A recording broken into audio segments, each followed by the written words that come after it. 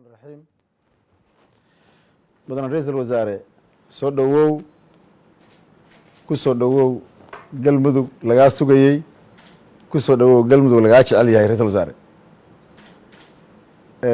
waa galmudugtii ra'iisul wasaare waqtiga badan ku bixisay dib u heshiisiinta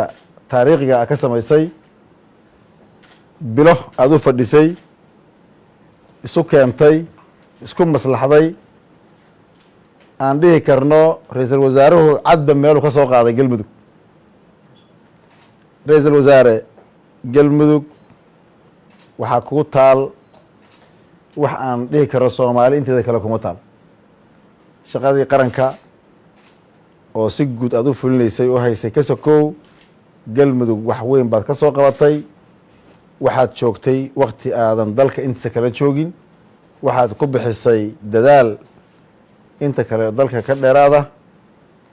waxaa ka samaysay runtii wax reer galmudug kuga xasuustaan taariikhdaasaa lagaga hayaa amaalkaasaa lagaga hayaa waa lagu wada sugayey waa ku wada sugayaan sidaadii baad baararka iyo ugu tegi doontaa oo baahna ku qancimayaan inaad gurigaaga joogto ama aad meeshaa degtay aad joogto kuma qanci doonaan waa ku wada sugaynay meeshii aad keentay iyadoo ka sii socotay oo qurxoon galmudug ra'iisul wasaare kusoo dhawow dhammaan reer galmudug dal iyo dabad waa ku mahad celinayaan runtii anigu de waxaan helaa fariimahan helaa odaygii de galmudug ugu weynaayan ahay hadda waa laga weynaaday oo adaa yimid ra'iisul wasaare soo dhawow galmudugtii aad taqaanay oo nooc kala noqotay oo gogol soomaali udhigaysa oo soomaali isku maslaxaysa oo soomaali isu jiidaysa waana la xifaaleeyaa waxaan nidhi annaga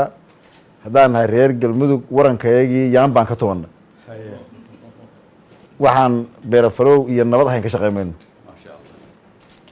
marka ra'iisul wasaare aad iyo aadaan kugu mahad celinaynaa imaanshahaga waa ku sugaynay mar kale waxaan kaaga mahad celinaynaa inaad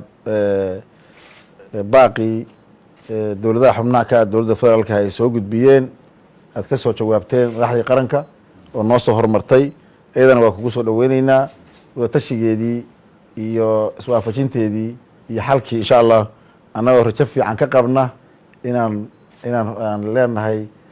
isku meel baa loo jahaysan doonaa galmudugna gogosheedu waa nabad heshiisayna caan ku tahayba wixii gogosheeda yimaada waa heshiiya